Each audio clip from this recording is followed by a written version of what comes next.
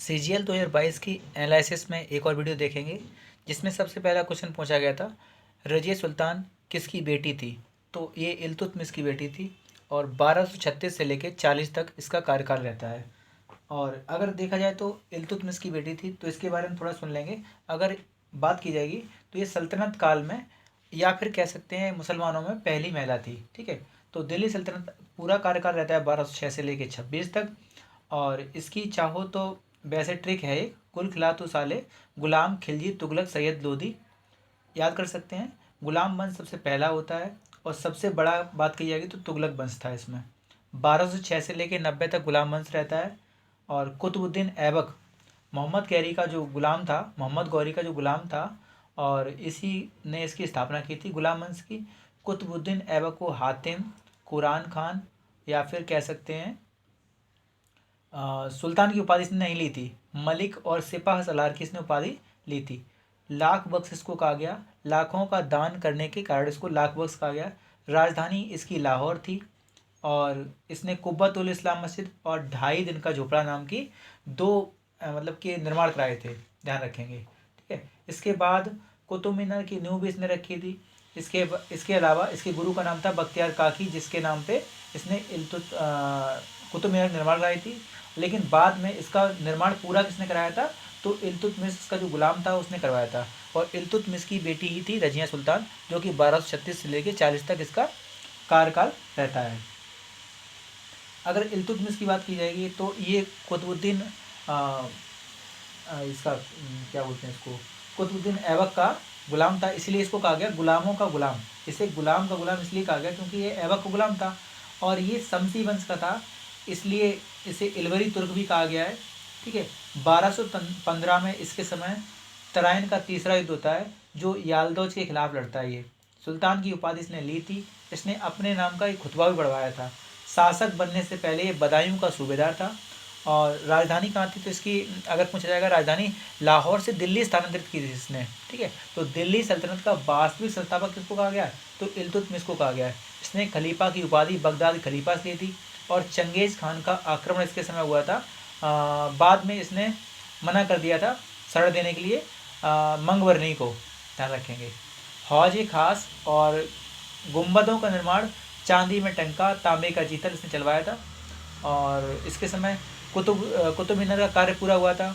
शुद्ध अरबी सिक्के चलाए थे और चांदी का टंका था चांदी का और जीतल था तांबे का। इसके अलावा इसने एकता प्रणाली स्टार्ट की थी, सैलरी के स्थान पे ज़मीन का टुकड़ा, चालीसा दल की स्थापना की थी इसने और अमीरों का इसने दमन किया था, ध्यान रखेंगे। इसकी बाद मृत्यु आती है 1236 में। इसके बाद इसका बेटा रहता है, ठीक है, या फिर रुकनुद्दीन फिरोज बैठता है, थोड़े समय की गद्दी बैठता है।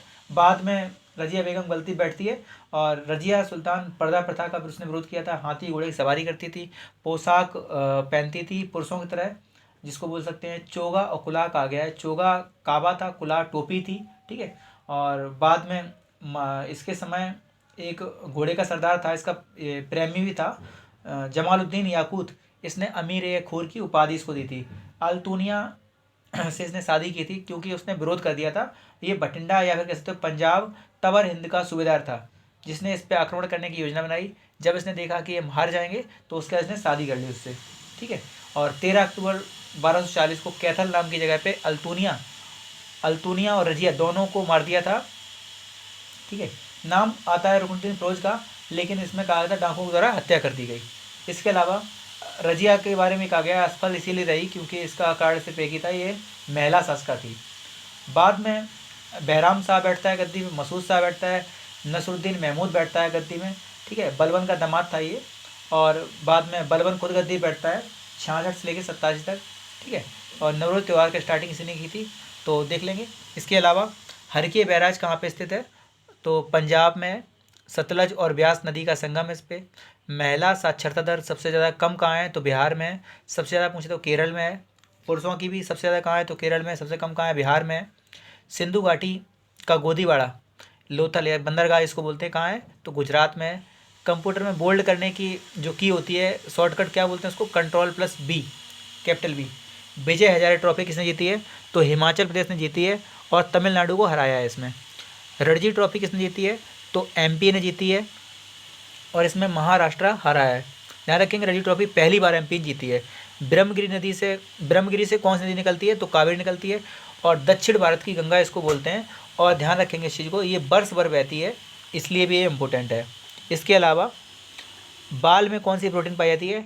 तो कैरोटीन प्रोटीन पाई जाती है। माइक्रोसॉफ्ट वर्ड में टेक्स्ट को अलाइन करने के लिए शॉर्टकट की कौन सी है? Ctrl+E होती है। मुस्लिम लीग से संबंधित कौन नहीं था शुरुआत में जब इसकी स्थापना हुई थी? तो गठन के समय जिन्ना इससे संबंधित नहीं थे, 1913 में इससे जुड़ जाते हैं। सलीम उल्लाह खां और आगा खां, सलीम उल्लाह लिखना चाहिए इस पर, सलीम उल्लाह खां और आगा खान ने इसकी स्थापना की थी। सलीम उल्लाह खां ढाका के नवाब थे उस समय के। करगम नृत्य कहाँ का है? तो तमिलनाडु का है। ये सब क्वेश्चन देख लेंगे। इसके अलावा कुछ क्वेश्चन और भी हैं।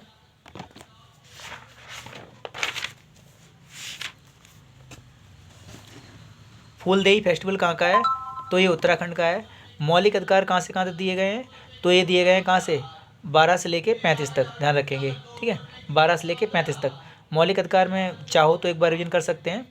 आर्टिकल नंबर 12 में परिभाषा दी गई है, 13 में एलपी कर दिया गया है, 14 में दिया है विधिक समझ समानता, 15 में दिया है लिंग विभेद, 16 में दिया है लोक नियोजन, 17 में अस्पृश्यता का अंत, 18 में उपाधियों का अंत, 19 में दिया है वाक स्वतंत्रता, 20 में दिया है अपना दो सिद्धिक संबंध संरक्षण, और 21 में दिया है जो बोलते हैं, क्या बोलते हैं, प्राण एवं दैहिक स्वतंत्रता, 22 में दिया है अपराध सिद्धिक संबंध संरक्षण, और 23 में दिया है बलाश्रम, 24 में दिया है शोषण के विरुद्ध अधिकार, ठीक है, 23 में शोषण के विरुद्ध अधिकार है, 24 में दिया है बलाश्रम। उल्टा हो गया क्या? एक मिनट,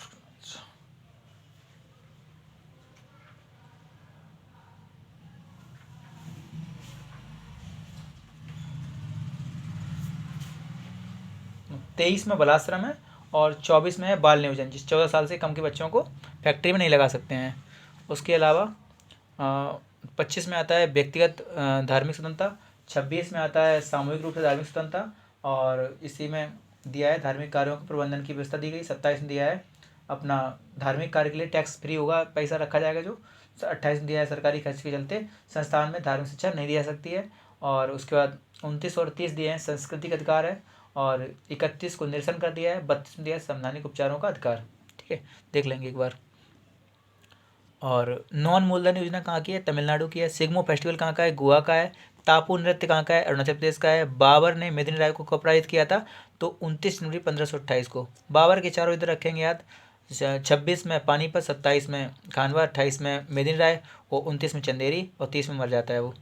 टाटा सन्स की स्थापना तो पूछेगा तो 1868 में होती है, और टाटा स्टील की पूछेगा तो 1907 में होती है इसकी स्थापना, जमशेदपुर में, ठीक है। और टाटा जी के, रतन टाटा जी के पिता थे जमशेद जी टाटा, इन्होंने इसकी स्थापना की थी। BWF चैंपियनशिप कहाँ हुई थी? स्पेन में हुई थी। इसमें कांस्य किसने जीता है? लक्ष्य सेन ने। विक्टर एक्सेल्सन इसमें जीतते हैं। थैंक यू दोस्तों।